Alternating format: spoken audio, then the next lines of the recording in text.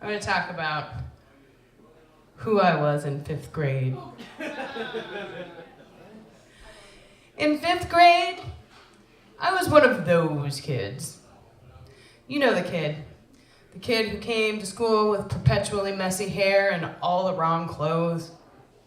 The kid who would have to leave in the middle of quiet reading time because her nose suddenly started bleeding all over everything. I was the kid who sneezed so hard, her glasses broke. Yeah, I was that kid. Tony though. Tony. Tony was not one of those kids. Tony was fucking perfect.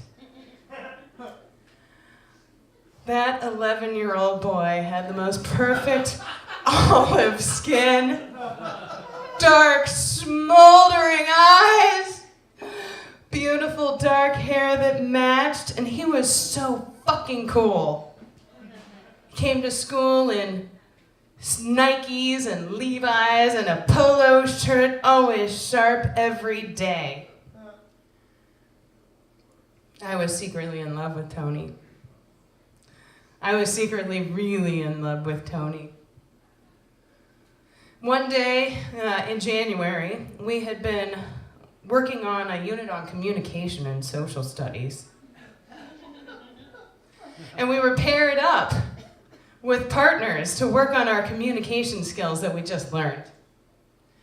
My heart fell to the floor when I found out that I was partnered up with Tony's best friend, who was a dick. He was an asshole. He was really cute too, but man, he was just a dick. So we were paired up, and we were supposed to answer specific questions, and talk about ourselves, what we liked to do, what our parents did for a living, just practicing communicating. Well, Zach, Tony's best friend, his mom was an attorney, and his dad was an engineer, and he liked to play basketball. I like to dance, and my dad, he's retired. He was in the army, and my mom just doesn't do anything. She just stays at home. It was awful. It was fucking awful. Afterwards, we were going to lunch after class, and on the way out the door, Zach was like teasing me all the way out the door. Jennifer Hall, you weren't making eye contact. Jennifer Hall, you were stuttering. You were saying a bunch. Oh my God, you suck at communication, Jennifer Hall. I said, Zach, leave me the hell alone. Mrs. Crawford! Jennifer Hall said a cuss word! She told me to leave her the age alone. Mrs. Crawford said, well, you probably should just leave her alone then. Yeah. On the way out, Tony said to Zach, oh my God, she just told you off and she got away with it. That was so cool. It was in that moment that I knew that Tony was in love with me too. He was so in love with me, but I knew that he would not ever have the courage to say that he was in love with me unless I made the first move. Well, being late January, it was perfect timing because Valentine's Day was coming. Right? The whole group, yeah. So, yeah, I saved my allowance money to make sure I got the perfect Valentine's Day cards for the Valentine's Day party. I begged my mom, take me to the store right now so that we can make sure that I get my pick of Valentine's Day cards so that nobody else gets the ones that I want. So we get the right box of Valentine's Day cards. The ones that are kind of funny, kind of quirky, not too sentimental, but also not too corny. Hello. The Valentine's Day party comes, and I've been practicing. Tony and we're gonna get married. And I've been living this dream for the whole 2 weeks between the end of January and Valentine's Day. And I've been writing my first name with his last name. And I even tried his first name with my last name. It was gonna be beautiful, and we were gonna have a honeymoon on the beach, and we were gonna get married outside in the autumn leaves. It was gonna be amazing. I was gonna wear the most perfect right dress, and he was gonna love me forever. Forever and ever. So, because I'm left-handed, I smeared everything that I wrote in pen. But on those like glossy Valentine's Day cards, you can't actually write in pen. So I wrote everybody else's like in pen anyway. It was like to Sarah from Jennifer, and didn't give a shit about the smearing, whatever. But for Tony, I wrote on the card in pencil first, and then I carefully traced over it in pen. I had to make sure I had the perfect card, too. I had to make sure that Tony got the right card. The card with the picture of the lion on it that said, "I wouldn't be lying if I said I liked you. Be my Valentine." I picked the perfect card for Tony, and I wrote, "Tony, I really do actually like you. Do you like me too? Love, Jennifer Hall." So the Valentine's Day party came, and I could not take my eyes off of Tony, because I knew that he was going to pick my card out of his box, and he was going to read it and look across the room to me and smolder his eyes and give me the nod of, "Yes, I do love you." And then my heart would melt, and we would embrace, and violins would be playing, and it was going to be beautiful. Well, I dropped my cookie on the floor. So I had to look away. I had to look away because the icing was, of course, face down. And as I'm down here cleaning up my icing with the cookie, I hear giggling and tittering behind me. And I stand up and I turn around and I look, and everybody is standing around Tony Manos,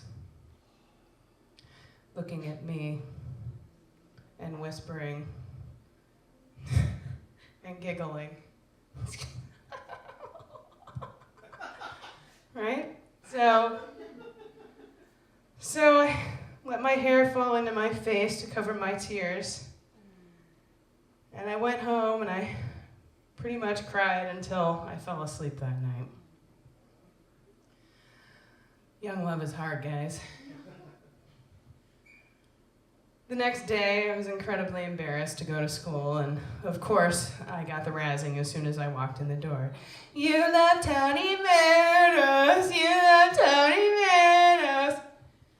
And basically, I just kept my head down the whole way through school until third period, when I had to camp out in the bathroom yeah, we're back to the bathroom. Camping out in the bathroom with my IBS and my diarrhea. Because I was also that kid. I was also the kid that had to go spend about a half hour in the bathroom during third period every day. And I look up, I'm sitting there, and I look up, and I see on the wall in front of me, "I love Tony M. Signed, Jennifer H." I'm like, oh, holy shit, what? I didn't write that. Oh my God. Oh, they're gonna think it was me. So all day there's this rock in my stomach, because ultimately my asshole tightened up so hard that I couldn't poop. and my stomach was burning all day. Oh my God, I'm gonna get in trouble for writing on the wall. At the end of the day, I get called down to the office. Can you send Jennifer down, please? Go down to the office. Oh my God. The principal's like, did you write that on the bathroom wall? Oh no, I don't know, I didn't do it. It's like crying. I'm bawling my eyes out. I mean, my heart has been broken, and then somebody else wrote on the freaking bathroom wall and signed my name to it. Well, the principal was like, of course you didn't do it, whatever, go home. I never got in trouble for anything, and it's because I never did anything. I was such a good kid. Not anymore. So then the next day, everybody finds out that we're having an assembly at the end of the day, so we're all getting out of class early, and everybody is so excited. So the end of the day finally comes, and like my life is starting to return back to normal. I mean, I'm 11, you know? Like, you kind of start to forget about things. Yes, you get heartbroken, but life goes back to normal. So I'm like, I wonder what this assembly is all about. Well, it's just for the 5th graders. So we get down to the gym at the end of the day, an hour early. And the principal sits us down for a nice, long talk about how we're too young to love anybody. We're too young to date. We're too young to be interested in anybody romantically whatsoever, so we might as well just leave the idea alone and save it for when we're a little bit older. I wonder who that assembly is for. That's for me. I think that's for me. And of course, everybody's looking at me like, this is your fault. But life did actually kind of return to normal after that, and I spent the rest of my days in school pretty, perpetually heartbroken, perpetually picked on, because I was that kid, and ultimately I said, fuck all of you, and graduated at 16, and left and got a full-time job. And at this full-time job, this office that I worked at, I met this older gentleman in his 50s. He was beautiful. He had beautiful olive skin, dark, smoldering eyes, dark hair to match. And in exchange for fish bowling in my car, that means smoking pot with the windows up, on lunch break, he would buy me cigarettes and alcohol. And we had these awesome conversations. And one day I was like, hey, you have the same last name as a guy I was in love with in 5th grade. And you have a son that's about my age? He said, you mean Tony? I said, holy mother of fuck. Fucking serious. Okay, cool. So Sam and I got really close. Sam and I became really good friends. We would get really stoned on lunch break and talk about really deep shit, and then after work he would buy me cigarettes and alcohol, and we would go our separate ways. And one day, he was like, on lunch break, he was like, by the way, I'm the Antichrist. What? I'm the Antichrist. Oh, cool. That's pretty awesome, really? Awesome. So like, I just want to make sure that you know, whatever happens from this point forward, it's nothing against you. Okay, cool. You want to burn?